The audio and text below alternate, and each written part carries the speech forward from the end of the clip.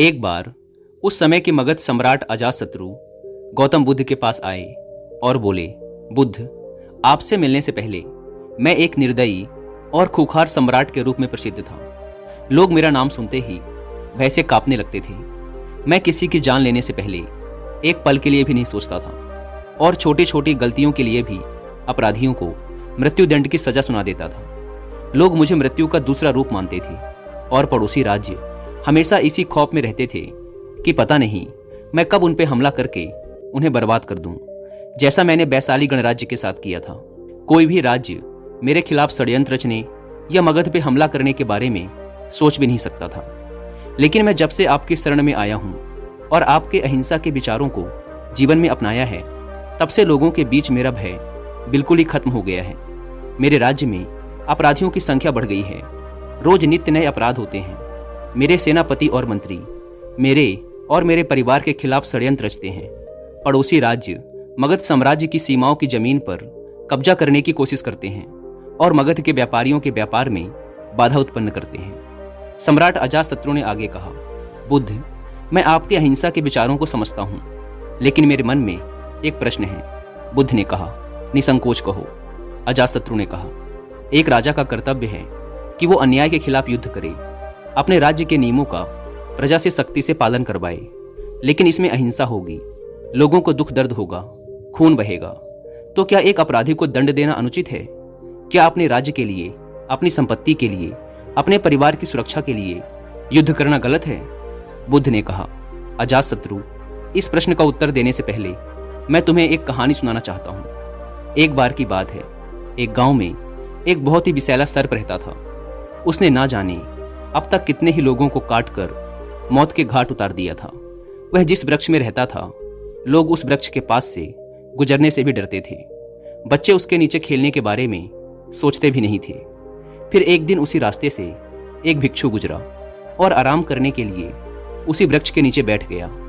भिक्षु को बैठा देख सर्प उसे काटने के लिए नीचे आया, लेकिन सर्प को आता देख भिक्षु तनिक भी नहीं घबराया। वह पूरे शांत चित्त के साथ वहीं बैठा रहा। यह देख सर्प को बड़ा आश्चर्य हुआ। वह अपनी जीभ बाहर निकालते हुए बोला, मैं एक बहुत ही जहरीला सर्प हूं, क्या तुम्हें मौत से डर नहीं लगता? भिक्षु ने कहा, मैं जीवन और मृत्यु से ऊपर उठ चुका हूं, अब मुझे किसी भी चीज से डर नहीं लगता। भिक्षु ने सर्प को उपदेश दिया कि जो तुम कर रहे हो वो हिंसा है। तुम्हारे काटने से लोगों को बहुत पीड़ा होती है और कई बार तो उनकी मृत्यु भी हो जाती है। भिक्षु की बातें सुन सर्प के अंदर वैराग्य जागा।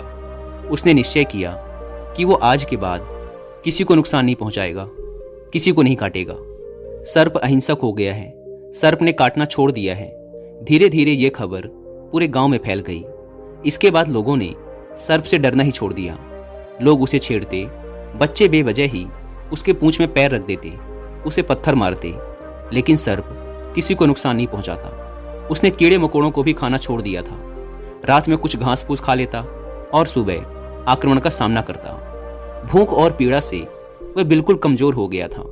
उसका शरीर इतना घायल हो गया था कि गांव वाले उसे एक रस्सी से ज्यादा और कुछ नहीं समझते थे। फिर एक दिन वही भिक्षु दोबारा उसी रास्ते से गुजरा। उसने सर्प की यह दुर्गति देखी तो बड़ा दुखी हुआ। सर्प को औषधि लगाते हुए उसने पूछा, तुम्हारी ये दुर्दशा कैसे हुई? सर्प ने कहा, तुम्हारी बातें सुनने के बाद मेरे अंदर वैराग्य जागा और मैंने काटना छोड़ दिया। यह सुन भिक्षु हंसा और बोला, मैंने तुझे काटने से मना किया था, लेकिन तू अपने सर्प स्वभाव से कैसे विमुख हो गया? तूने फुसकारना क्यों छोड़ दिया? बुद्ध ने आगे कहा, किसी भी बात की अति, अहिंसा की भी अति, अगर ध्यान से देखें तो हिंसक बन जाती है। अजातशत्रु, अपराधियों में तुम्हारा भय होना ही चाहिए और उन्हें उनके अपराध की सजा भी मिलनी चाहिए, परंतु ध्यान रहे, न्याय करने वाला अपनी निजी शत्रुता के कारण किसी को दंड ना दे, बल्कि अपराधी को उसके अपराध और दुष्कर्मों की सजा ही मिलनी चाहिए। यदि क्रोध, लोभ और ईर्ष्या बीच में आ जाएगी तो न्याय ना हो पाएगा। बुराई को भलाई से जीतो। यदि बुराई भलाई पर हावी होने लगी तो मनुष्यता का नाश होगा। यदि बुराई को हटाने के लिए युद्ध भी करना पड़े तो वो भी करो, लेकिन कभी भी उस युद्ध के कारण तुम स्वयं ना बनो। यदि करना ही पड़े तो सिर्फ सही उद्देश्य के लिए ही करो। अजातशत्रु ने बुद्ध के सामने हाथ जोड़ लिए और कहा, बुद्ध, आपकी इन बातों ने मेरे अंदर के सारे प्रश्न, सारी उथल पुथल को शांत कर दिया है। धन्य हुए भाग्य मेरे जो आप मेरे जीवन में पधारे। इसके बाद अजातशत्रु बुद्ध से आज्ञा ले राजमहल वापस चले जाते हैं। दोस्तों, अब बात करते हैं कि आखिर अच्छे लोगों के साथ ही बुरा क्यों होता है। तो इसका उत्तर सर्प और भिक्षु की कहानी में ही छुपा है, जिन्हें लगता है कि वो अच्छे इंसान हैं क्योंकि वो सबकी बात मानते हैं, लोगों को खुश रखने की कोशिश करते हैं, हमेशा खुद ही कॉम्प्रोमाइज़ कर लेते हैं, सबकी मदद करते हैं, किसी को भला बुरा नहीं कहते, किसी पर गुस्सा नहीं करते। तो असल में ऐसे लोग अच्छे नहीं बल्कि कमज़ोर और बुज़दिल होते हैं, क्योंकि ऐसे लोग सच के साथ खड़े रहने से डरते हैं। वो लोगों की नज़रों में अच्छा बनने और लोगों से अपनी तारीफ सुनने की कोशिश में गलत होता देखते हुए भी चुप रहते हैं, क्योंकि उन्हें इस बात का डर रहता है कि अगर मैंने उसके खिलाफ बोल दिया तो उससे मेरे संबंध खराब हो जाएंगे, मैं उसकी नज़रों में एक अच्छा इंसान नहीं रह जाऊंगा। ऐसे लोग अच्छा बनने की कोशिश में लोगों की हाँ में हाँ मिलाते रहते हैं, उनकी चापलूसी करते रहते हैं। ये कभी भी अपने अधिकारों के लिए डटकर लड़ नहीं पाते और हमेशा ही खुद की तरफ से कॉम्प्रोमाइज़ कर लेते हैं और फिर लोगों से कहते फिरते हैं कि मुझे संतुष्टि है, मेरे अंदर धैर्य है, इसीलिए मैं पीछे हट गया। लेकिन असल में ऐसा कुछ नहीं होता।